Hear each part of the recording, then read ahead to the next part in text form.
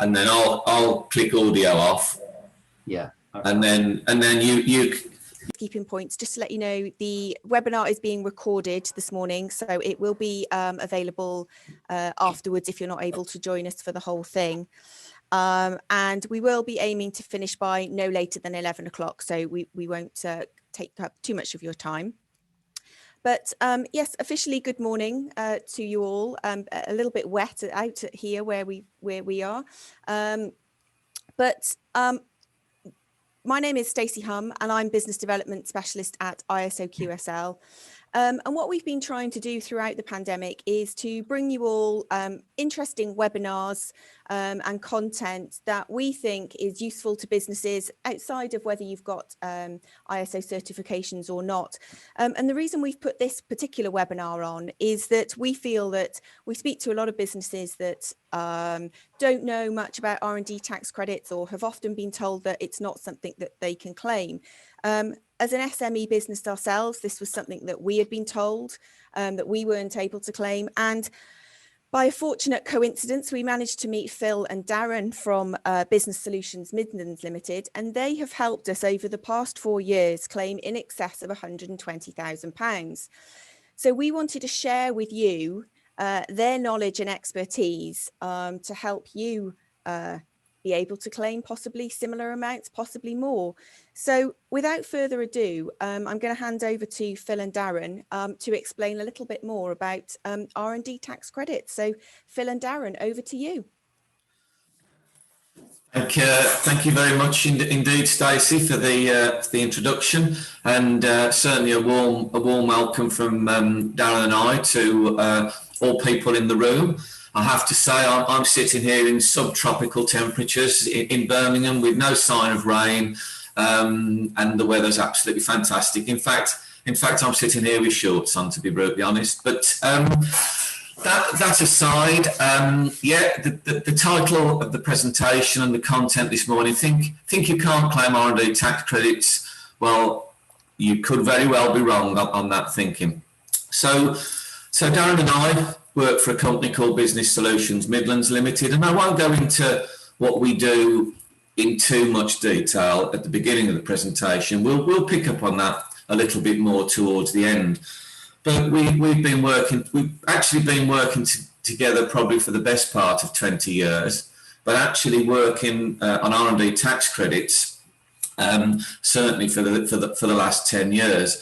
And the interesting point here is that both Darren and I began life as R&D engineers. So I think that's given us quite a useful, if you like, foundation and background with which to work with a whole variety of companies, as we have done. And as the presentation sort of unfolds, you'll see the sort of very diverse nature of businesses that we've been working with. So hopefully the technology doesn't fail me and I'm able to move through the slideshow.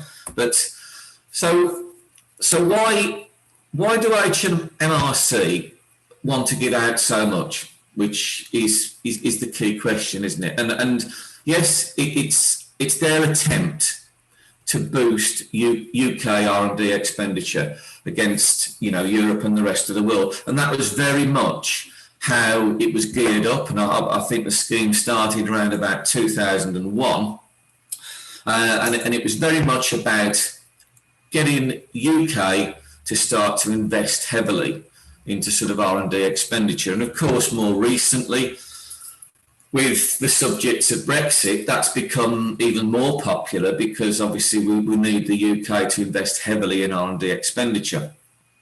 And the interesting statistic here, as it says, every £1 spent gives £2 back to HMRC, because of course, as businesses compete more, as they get more benefit for the expenditure that they put into R&D, then potentially they get more revenue, they pay more corporation tax, they employ more people, so there's more income tax, VAT increases. So of course it's quite a lucrative scheme, and it's in their interest to encourage eligible businesses to be actually moving along this particular path. And as it says, the scheme is very much underused. And the estimate is that only 15% of eligible companies are actually claiming the R&D tax credit benefit as we speak at the moment. So a few sort of findings really in terms of backing this up, because I think what's important, our experience, and I think the client base for us now has risen from essentially a kick-off at 3 or 4 to sort of circa 450. And I think there's a scepticism from people in terms of whether or not they're able to take a benefit, from the scheme itself. So this data has come directly from HMRC, and as it says, 84 billion pounds worth of R&D not being claimed, and the estimate of about 85% either not claimed or have underclaimed, which is quite an interesting statistic when you think about it. And as the presentation goes through, you'll see the sorts of impacts and conversations that we have with businesses that sort of make them feel that they're not actually eligible and can't take part in the scheme. So the whole scheme is driven by government. And we heard this statistic a while back, that we're not going to hit the 2.4% spending target on R&D by 2027. And I think from my memory, I don't think we're going to hit that target until about 2040, possibly long after we've actually finished helping companies to claim R&D tax credits. But the interesting thing is we're not on target to do that. And why I thought this slide was important was that it demonstrates a clear backing at government level as to how important the government consider investing in R&D within businesses. And that's why there's this commitment to try and move us forward to get to a stronger position in terms of our percent GDP target. So I've put, obviously this presentation is going to be available once we've finished the webinar today, and I've included that web link in there, so people, if they're interested, can go in and have a little look at what the extra findings were. But when you think about our target of 2.4, we're actually only hitting at the moment 1.7%. So you can see we're quite a way off, which is why that target is very, very important. And the interesting point is when you flick to the second bullet point and we look at where Germany potentially are, we aren't far off 50% behind in terms of our own percentage spend on R&D.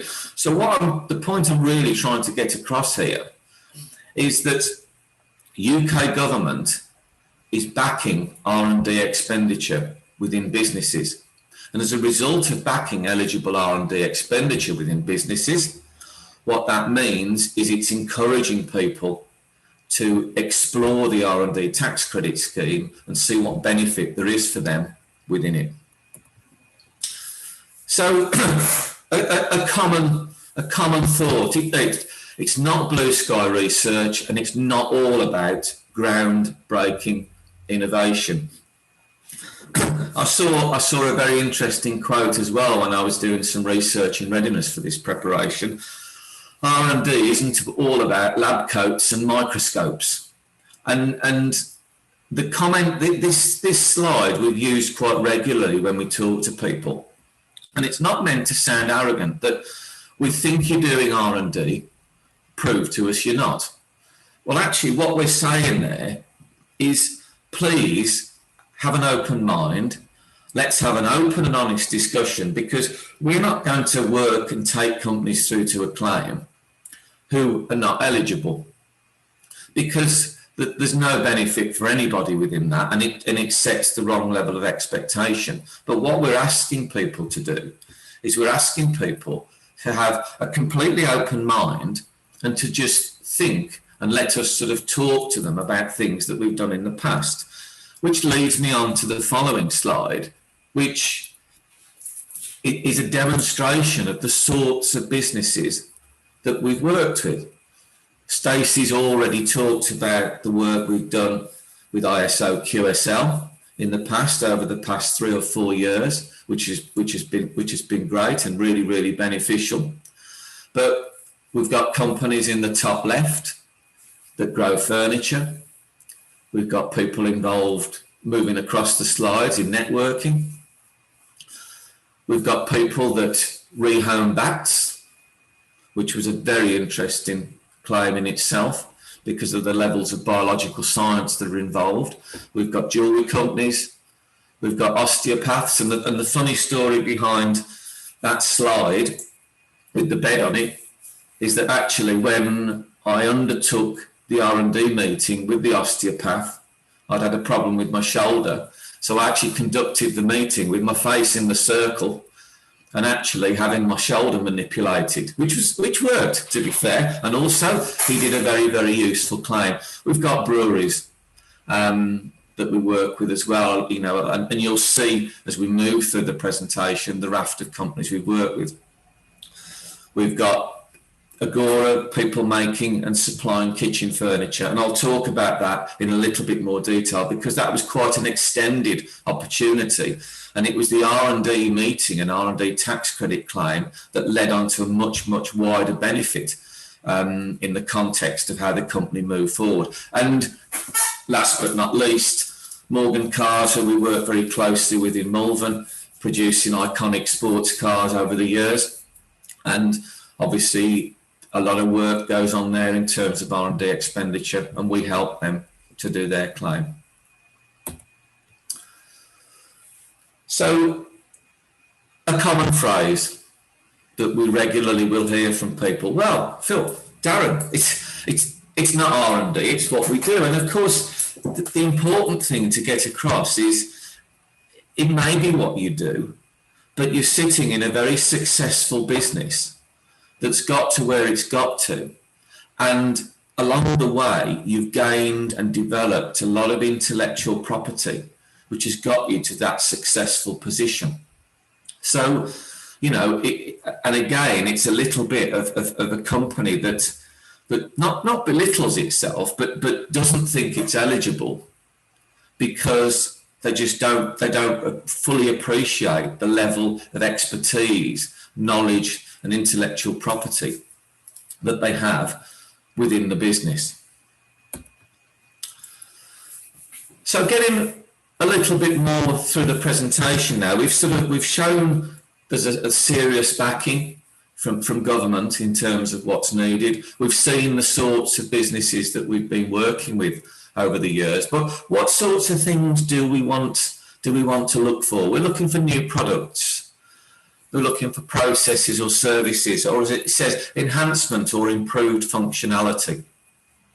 So, I think this is where both sort of where Darren and I will look at a business and understand there's equally the same level of innovation potentially within the process as there is within the product, and that's quite important because everybody, I think.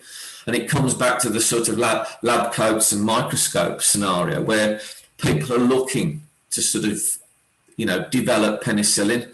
And it quite often is a lot of amalgamation of existing technologies that are pulled together into the second part of this slide, which is the demonstration of uniqueness and the demonstration of technical uncertainty, i.e. the problems that you've had within the business.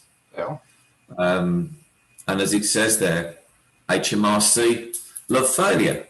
What that meant, what that's trying to demonstrate is the fact that the problems and the issues that you face as a business are actually the ones that we will feature in the technical report because they'll be the underpinning basis for the demonstration of R&D activity.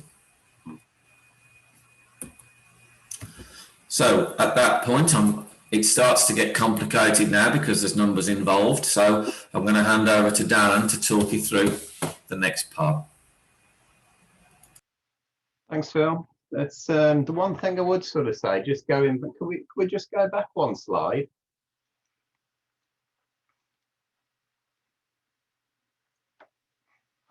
But anyway, it doesn't matter. But the one thing is that I would pick up on from the previous slide was that a number of companies that we sort of deal with will speak to them, and I say our accountants have told us we're not eligible.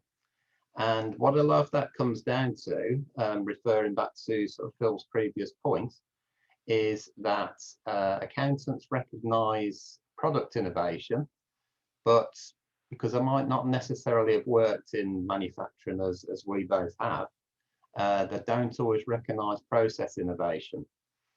And so that's a real key area. And I would say of all the claims that we do in the year, which is usually several hundred, the vast majority of the claims are centered around process innovation rather than product innovation. And so that's just something that we need to be very, very sort of mindful of and picking up on. There is not all just about coming up with the next iPad, the next serum for you know, COVID or whatever.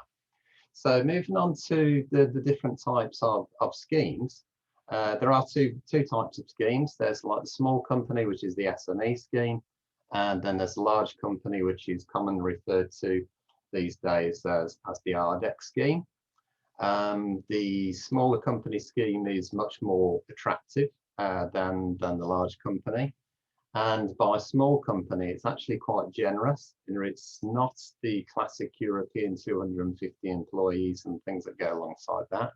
It's actually fewer than 500 employees. And so you think these days, that's actually quite a sizable small company.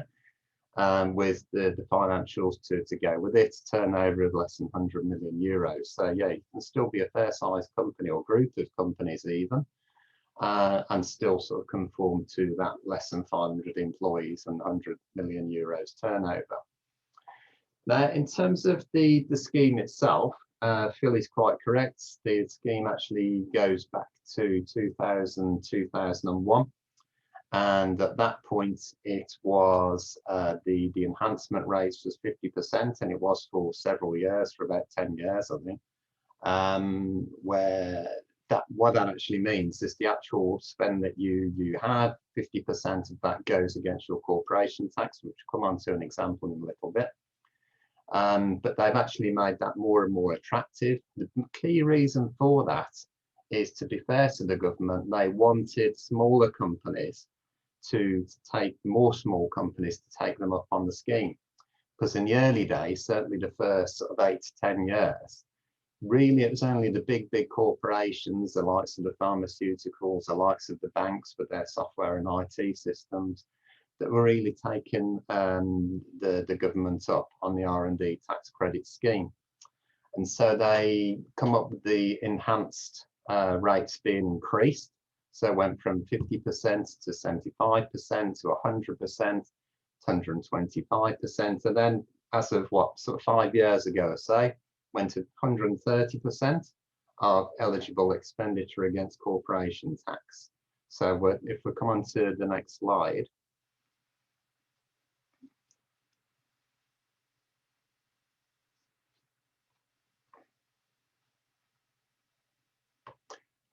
Then we'll come on to an example of what the financials actually mean. But in terms of what goes into an R&D claim and what actual costs count, first of all, we need some eligible projects, and which will sort of make up the detailed technical reports.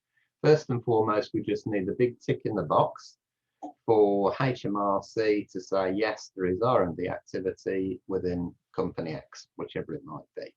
That's the purpose of the report. And then, probably, being brutally truthful, probably the more interesting bit when it comes to what one R&D claim means to you is the costs and what it means in terms of coming back. What can we put into an R&D claim in terms of costs?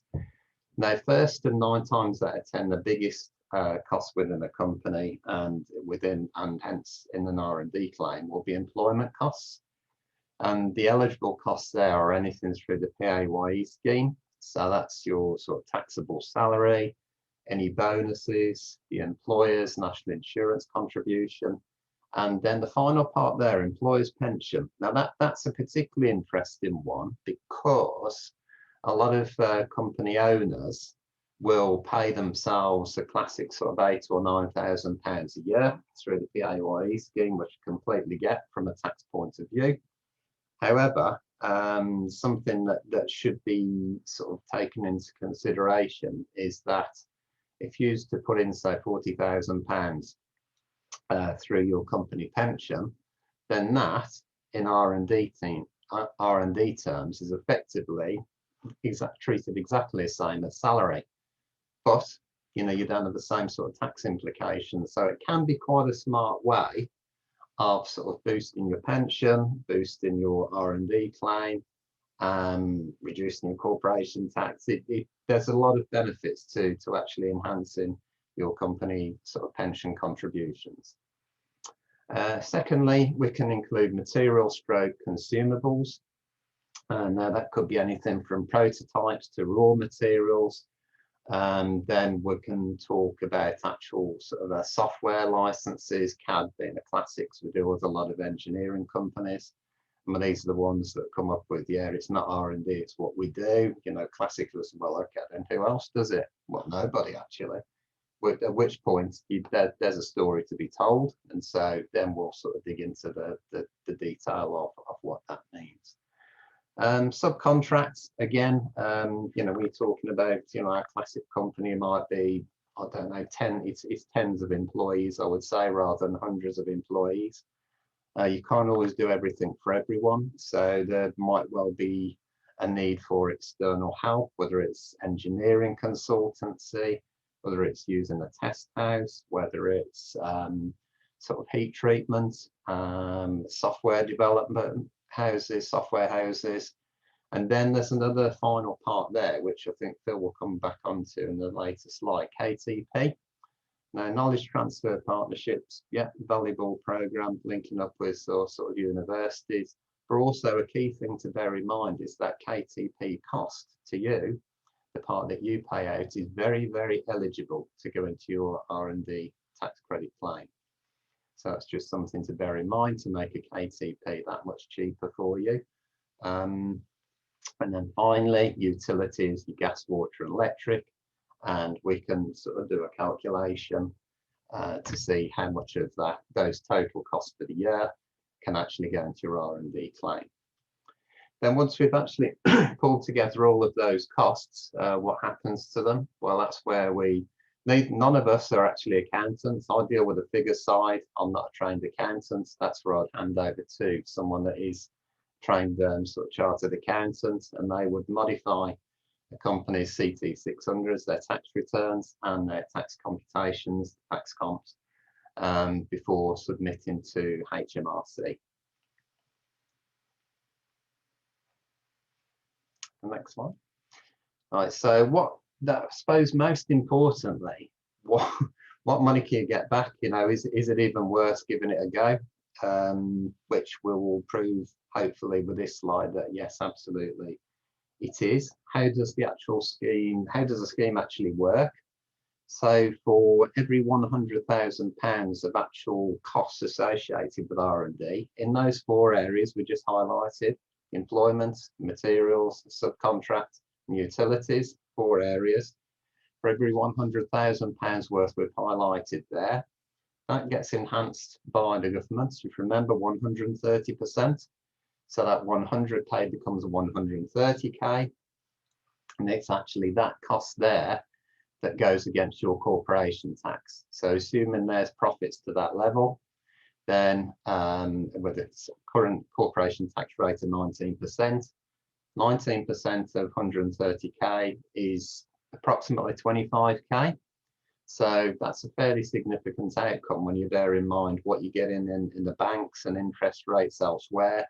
So 25k and 100k, 25% return on your money. It's pretty you know, that's really what makes it worthwhile spending a little bit of time to see if there is actually an R&D claim in your company, whether it's doing it yourselves, doing it with us, whoever. It is something you should really consider on that basis alone. 25% is not to be sniffed at. Now, the other thing that a lot of companies are saying to us, especially in sort of recent times, is I've actually not made profits. I'm in a loss-making situation. Well, to be fair to the government again, they've actually listened to that and made that more attractive as well. So as well as the enhancement rate, the standard enhancement rate going up from 50% to 130% over the years, you can actually surrender losses. By surrendering losses, that creates actual cash. So it's not just pushed forward against future profits, it creates actual cash. So where it says there, increase from 11% to 14.5%. So in that case, it would be 130k times 14.5%, which would still mean you're getting about 18k back. So that's still 18%, which again, is still way above what you get in the banks. So again, even a loss-making situation, it's worth considering.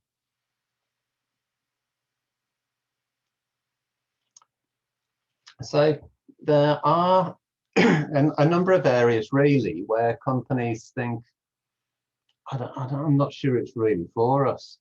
And quite often what these things will come down to, we're effectively listed them there on your screen. There's a lot of concern over, well, what is R&D? I mean, I started out life as being one of these guys in the lab coats, etc. So yeah, perhaps I know, Phil knows. But a lot of people haven't had that background, and they're sort of saying, well, what is an eligible project? What are the costs? What can we include? What can't we include? Legislation does change over the years. What can be included? Enhancement rates, that changes as well. And there's always a concern of, well, how do we actually support this claim? What do we need to put in terms of what questions need to be answered? What sort of financial supporting documentation do we need to put together? And then, of course, it's a learning curve. If you're not done this before, it's a learning curve, and there's that time to actually get up to speed. So there's a whole host of things that can put people off. But hopefully with the slide before in mind, then whether it's doing it yourself or using people like us, then it's certainly something worth considering, and perhaps getting an independent view on, well, can we actually make a claim? And we're sort of referring back there to KTP's Innovate UK, even funded projects and apprenticeships, sort of KTP student programs, they are very eligible. So all of these costs, there is a way of actually incorporating those into your R&D claim as well.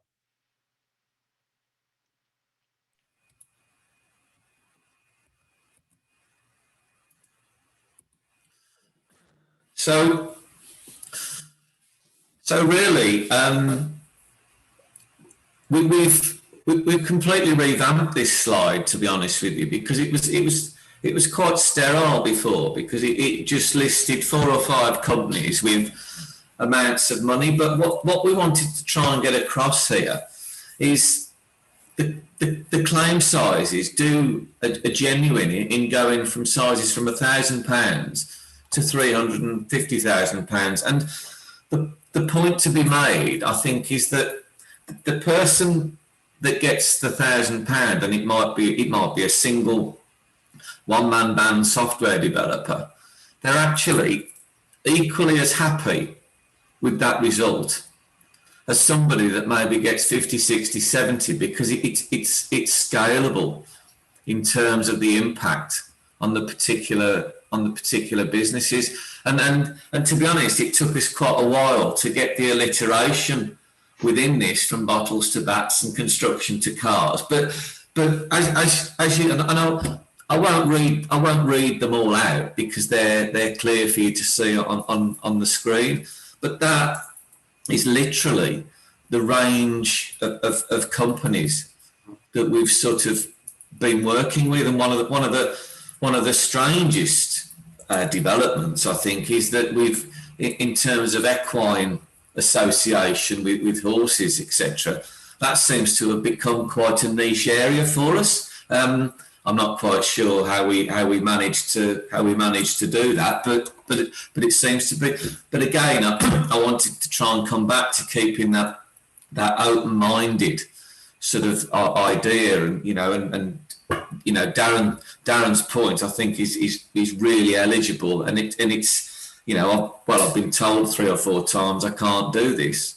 But if you look at that, if you look at those bullet points and you see that raft of businesses that we've worked with over that time, it sort of demonstrates really that you do need to have a very open mind and at least, give it 20 minutes over a cup of coffee to really explore the process and just see whether or not there's anything in there for you as a business. So Darren in his discussion around the costs brought up this concept of knowledge transfer partnerships, and really we got a lot of experience in this in the period of time where we all worked together at Birmingham City University. And basically it's a funded program, and in the R&D meeting when we were talking to this business, we realized that they'd reached a ceiling on software development. And what we actually did was made an introduction to Aston University about this whole knowledge transfer partnership, which is essentially bringing a graduate, a high caliber quality graduate into the company, which gets supervised by the university and gets a funding rate of 67% from Innovate UK and 33% from the company itself. But of course, when Darren works his magic with the numbers, we're able to incorporate those costs into the R&D tax credit claim. So it was the R&D exploration, and what I wanted to try and get across here is the R&D exploration actually brought out extra opportunities for the business, and as soon as you start to dig into the sort of innovation space, there's a lot of extra opportunities for a business. And it was really, to be honest, it was the R&D activity that actually kick-started that whole process. So yeah, why are we as a business different? Well, we're scientists and engineers, and we're not accountants, and that has helped us, certainly, as alluded to previously, looking at innovation in process. I think we've been fairly straightforward, spending time with people and helping people to increase the claims in terms of what sorts of benefit. We've got an example there of a composites company in terms of that overall benefit, increasing the claim from what it was from 10k to 100, which is quite significant, and it's because we want to spend time working with the business in terms of understanding what they do so we can genuinely help, and then going forward with that increased knowledge in future claims over the years, we're able to to help people. And it said 100% success rate, in excess of 37 million since 2011. And it's been a pleasure to work with all of the businesses over that period of time.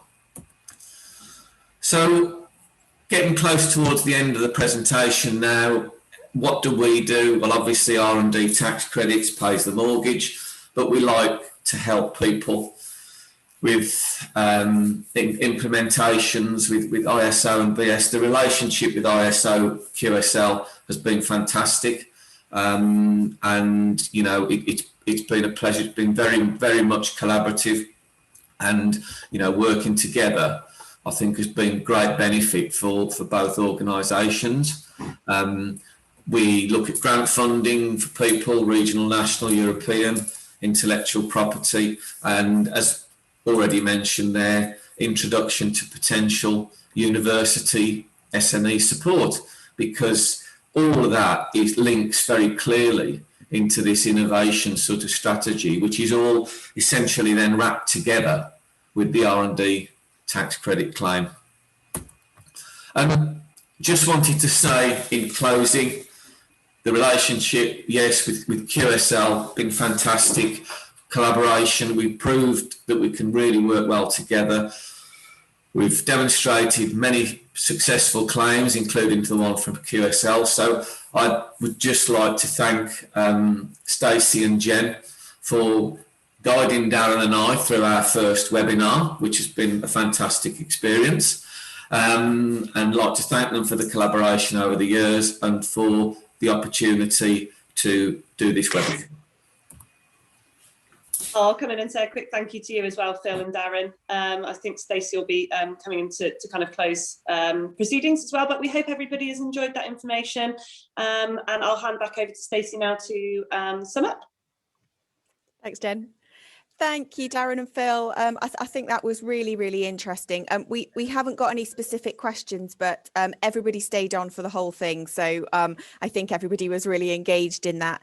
I think, you know, for me, there's just a couple of takeaways from that, really. It's just that, you know, the R&D tax credit scheme is clearly very underutilised. And as you said, you know, there's a lot of scepticism around the scheme.